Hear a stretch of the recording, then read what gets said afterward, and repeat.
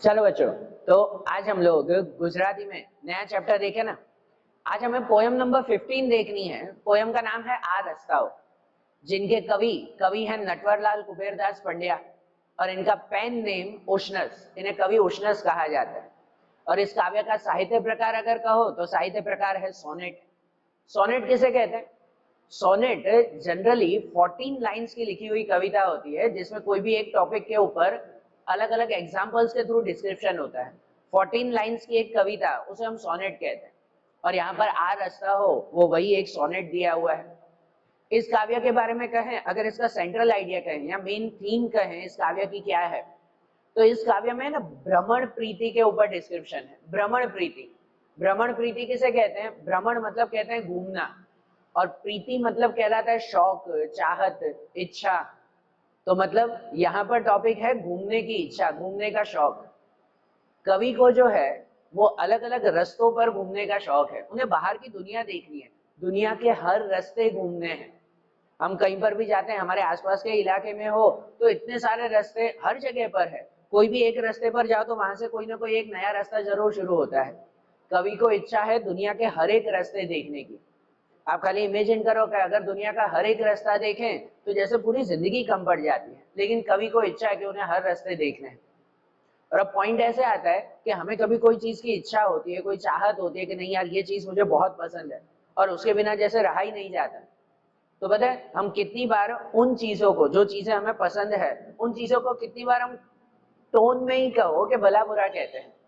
जैसे चलो आप लोगों का जो है वो मोबाइल का एग्जाम्पल, कि मैं मोबाइल के बिना तो रहा ही नहीं जाता। ठीक है ना, पसंद भी है मोबाइल यूज करना, उनके ऊपर जो है वो अलग अलग एक्टिविटीज करना, वो मोबाइल पसंद भी है।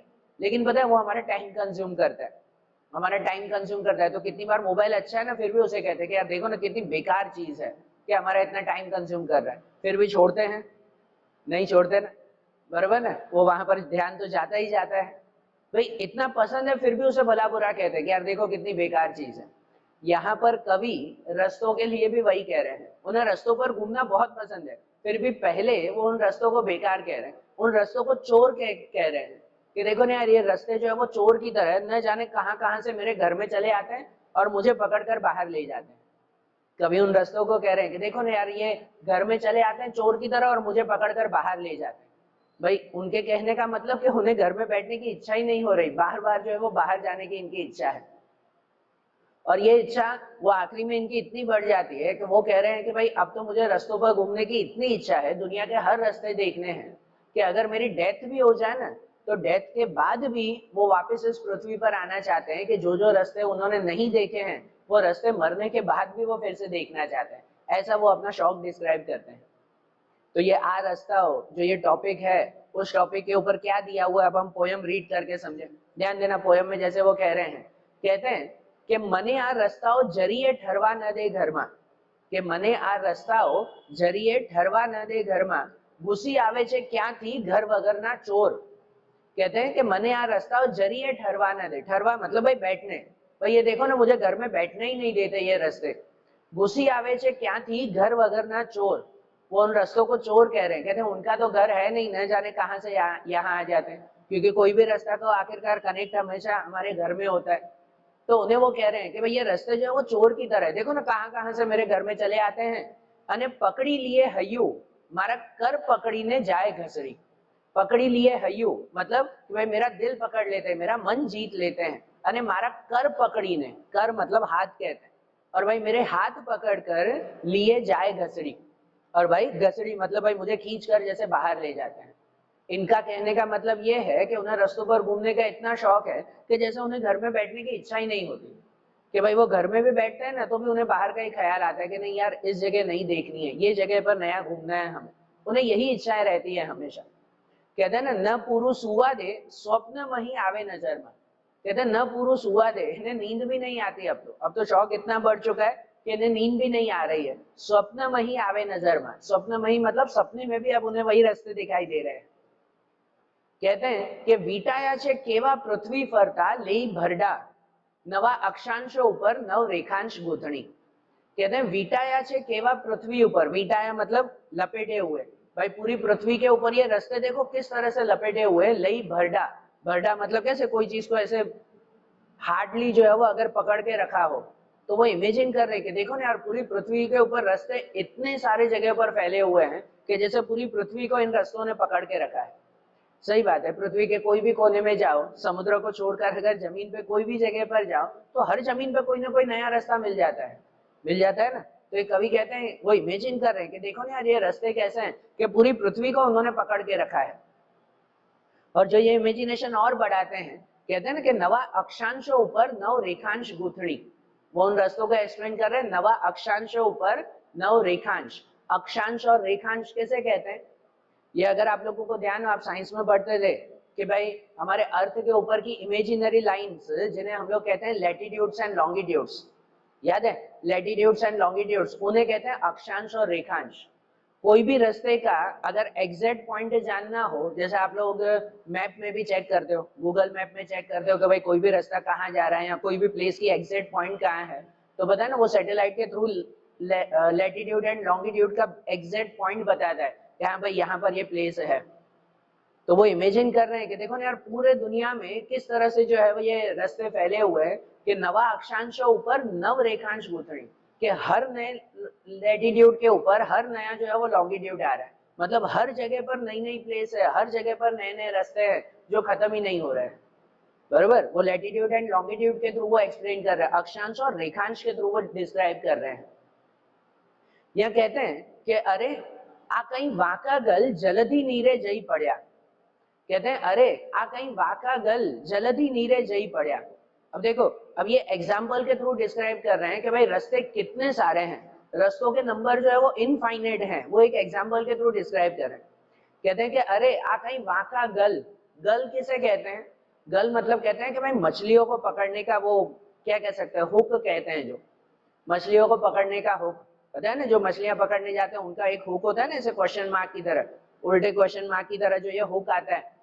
अब पता है, मछलियां जब पकड़ी जाती है ना, तो मछलियों को पकड़ने के लिए इस हुक के ऊपर चारा डालकर, कुछ भी खाना लगाकर उस हुक को सीधा ही डालना पड़ता है। बरोबर, सीधा ही डालना पड़ता है कि भाई जिससे जो है वो मछलियां ऐसे सीधा होता है ना, तो वो हुक को शायद देख नहीं पाती, उन्हें खाली खाना दिखाई देता है। और जब ये हुक सीधा जाता है, वो मछलियां खाना पकड़ती हैं, तो उसके साथ वो हुक में फंस जाती है। बरोबर, तो उस हुक को सीधा डालना जरूरी है, ये गल कहते हैं, गल मतलब ये हुक। लेकिन अगर ये हुक वाका जाए, तो वाका मतलब अगर टेढ़ा होकर ऐसे गिरे, तो जो क्वेश्चन मार्क इस तरह से होना चाहिए वो अगर ऐसे होकर गिरे, तो ऐसे अगर वो जाएगा ना, तो उन मछलियों को शायद ध्यान आ जाएगा, और जिससे जो है वो सब मछलियां यहाँ वहां भाग जाएगी। बरोबर, और होता ही है कि भाई ये गल सीधा जाना चाहिए, टेढ़ा नहीं। तो यहाँ पर वो एक एग्जाम्पल के थ्रू बता रहे हैं, अरे आ कहीं वाका गल, वाका गल मतलब सीधा नहीं, वो टेढ़े होकर ये हुक नीचे जा रहा है। कहाँ जा रहा है, जलधि नीरे, जलधि मतलब कहते हैं समुद्र, नीरे मतलब कहते हैं कि भाई पानी में, समुद्र के पानी में जैसे भाई ये टेढ़ा जा रहे हैं, अरे जलधि नीरे जई पड़ा। और बता ना, उस गल के थ्रू, एग्जाम्पल खाली गल का है, लेकिन कहते हैं कि भाई वो जब हुक नीचे जाता है टेढ़ा, तो सब मछलियां कैसे यहाँ वहां बिखर जाती है। तो उस एग्जाम्पल वो अपनी लाइफ के थ्रू, अपने इन रास्तों के थ्रू वो डिस्क्राइब कर रहे हैं। वो कह रहे हैं कि कोई भी जगह पर वो कोई नया रास्ता पकड़ने जाते हैं ना, तो एक रास्ते के जरिए जो है वो हजार रास्ते इनके सामने आ जाते हैं। बरोबर ना, कोई भी एक नया रास्ता ढूंढने के लिए जाते हैं, तो उन एक रास्ते के जरिए हजार रास्ते आ जाते हैं। भाई रास्ते भी ऐसे जो है वो गल की तरह होते हैं, क्वेश्चन मार्क की तरह। भाई कोई भी एक नए रास्ते पर जाओ, वहां से कोई ना कोई जो है वो नया रास्ता बार बार निकलता ही रहेगा। बरोबर ना, जो अंत ही नहीं है उन रास्तों का, वो डिस्क्राइब करते हैं। यहाँ दूसरा एग्जाम्पल देते हैं कि हलावू आ बीजा तरु विटपशा, तो मधपोड़ा उड़े वस्ती केरा, टीशी टीशी रहेशी बड़बड़ी। और दूसरा कहते हैं कि हलावू आ बीजा तरु विटपशा, तरु विटप, तरु मतलब कहते हैं पेड़, और विटप मतलब कहते हैं उनकी डालियां। भाई इन पेड़ की डालियों को अगर हिलाया जाए, ऐसी पेड़ की डालियां जहां पर मधुमक्खियों का छत्ता हो, मधपोड़ा, मधपोड़ा मतलब कहते हैं मधुमक्खी का छत्ता। देखा होगा ना, कितने पेड़ की डालियों पर बड़ी बड़ी मधुमक्खियों का छत्ता बना हुआ होता है, और उन पेड़ की डालियों को जोर से हिलाया जाए, तो जिससे जो है वो मधुमक्खियों के छत्ते में से सब मधुमक्खियां किस तरह से हर जगह फैल जाती है। और वहां पर खाली टीशी, टीशी मतलब उनकी खाली जो है वो कुछ कहो कि भाई कुछ फूल के जो है वो पार्ट्स रह जाते हैं, कुछ कुपड़, नए नए बर्ड्स होते हैं पेड़ पर, वो दिखाई देते हैं। वो तो ठीक है, यहाँ एग्जाम्पल उन मधुमक्खियों का दिया हुआ है कि जैसे मधुमक्खी का छत्ता और उस पेड़ को जोर से हिलाया जाए, तो मधुमक्खी के छत्ते में से कैसे हर एक मधुमक्खियां अलग अलग जगह पर फैल जाती है। तो यहाँ पर वो भी एग्जाम्पल अपनी लाइफ के थ्रू, अपने इन रस्तों के थ्रू डिस्क्राइब करते हैं। कहते हैं वो भी अगर सपोज कोई मैप है, कोई भी देश का, कोई भी प्लेस का अगर मैप है, उन मैप को अगर वो खोलते हैं ना, तो जैसे ही वो मैप को, कोई नक्शे को देखते हैं, तो हर नक्शे में एक के साथ साथ दूसरे हजारों जो है वो रास्ते निकल आते हैं। ये उन मधुमक्खियों के एग्जाम्पल के थ्रू बता रहे हैं। मछलियों का एग्जाम्पल दिया, मधुमक्खियों का एग्जाम्पल दिया, उनके थ्रू वो रस्तों को डिस्क्राइब कर रहे हैं कि एक ही जगह में से हजारों रास्ते निकल आते हैं।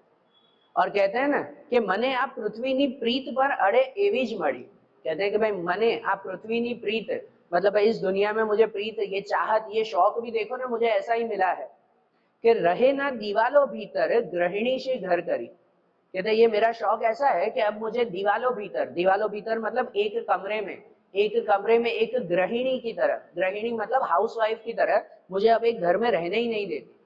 जैसे एक हाउसवाइफ अपने घर में रहकर, भले जो है वो चार दीवारी में रहकर अपने जैसे घर को संभालती है, बरोबर ना, एक हाउसवाइफ जैसे घर को संभालते हैं, तो ये कह रहे हैं कि अब मेरा शौक इतना बढ़ चुका है कि अब मुझे एक हाउसवाइफ की तरह घर में रहना पसंद ही नहीं आ रहा है। भाई घर में बैठा ही नहीं जा रहा है, बस मेरी इच्छा हो रही है कि मैं बाहर ही जाऊं, रस्तों पर घूमूं, नए नए रस्तों को देखूं, जो ये इनफाइनाइट जो है वो रास्ते हैं उन सबको देखना है मुझे। और कहते हैं कि छता हावा तो ए रखड़ू शू हयू एवं हड़ियों के। कहते हैं कि देखो कि हवे तो, हावा तो मतलब अब तो, और रखड़ू शू हयू, हयू मतलब अपना दिल, और अपने दिल को रखड़ू कह रहे हैं। रखड़ू मतलब जो हर जगह पर रखड़ता रहता हो, जैसे एक जगह बैठना पसंद ही ना हो। कहते हैं ना रखड़ू शू हयू एवं हड़ियो, एवं हड़ियो मतलब अब तो ऐसा बन गया है मेरा मन, मेरा दिल अब ऐसा बन गया है कि हूँ स्वर्ग थी या पृथ्वी पर पाछो फरिश। बराबर, वो आखिरी में अपना शौक डिस्क्राइब करते हैं ना कि हवे हूँ स्वर्ग थी या पृथ्वी पर पाछो फरिश, कि अगर डेथ हो गई ना तो स्वर्ग से भी वापस आऊंगा इस पृथ्वी पर, कि हाँ हजी कई कई रास्ता मुझ पदनी मुद्रा वण रहा। कहते हैं कि हाँ भाई हजी कई कई रास्ता, कि अभी भी कोई कोई रास्ते हैं जो मुझ पदनी मुद्रा बन रहे हैं। मुझ पद मतलब मेरे पैर के, मुद्रा मतलब कि भाई क्या कह सकते हैं कि उनके चिन्ह, उनके निशान। भाई अभी बहुत सारे ऐसे रास्ते हैं जहां मैंने अपने पैरों के निशान नहीं रखे हैं। इसका मतलब कि ऐसे बहुत सारे रास्ते हैं जहां पर अभी मैं नहीं गया हूँ। तो अब तो वो शौक ऐसा हो चुका है, मन ऐसा बन गया है कि अब तो मुझे मौत के बाद स्वर्ग से भी वापस आने की यहाँ पर इच्छा है और दुनिया के नए नए रास्ते देखने हैं मुझे। आई बात समझ में? तो देखो अपने शौक को कितनी अच्छी तरह से, कितने पोएटिक वे में इन कवि ने डिस्क्राइब किया है। अगर आपका भी कोई ऐसा शौक हो, कोई भी तरह का शौक, तो उसे, हाँ ठीक है शौक तो है, लेकिन एक चीज होनी चाहिए कि आपने कोई भी चीज को जो है वो अच्छी तरह से डिस्क्राइब करो। जैसे देखो कवि ने अपने इस शौक को कैसे पोएटिक वे में डिस्क्राइब किया। पोएटिक वे में नहीं, कहीं पर एक बुक में अच्छी तरह से लिख के तो डिस्क्राइब करो कि देखो मेरा शौक कितना अच्छा है, भाई इस शौक को मैं किस हद तक ले जा सकता हूँ। या कवि जैसे कहते हैं कि वो अपने शौक को इस हद तक ले जाना चाहते हैं कि भाई मौत के बाद स्वर्ग से भी वापस यहाँ पर आना चाहते हैं। तो ऐसे कोई डिस्क्रिप्शन आप भी रखो, ध्यान आ रही है बात? तो देखो आज जैसे हमने गुजराती में ये पोयम देखी ना, वैसे ही इनके दूसरे चैप्टर्स, दूसरी पोयम वो अब हम लोग नेक्स्ट वीडियोस में देखेंगे। Okay, thank you.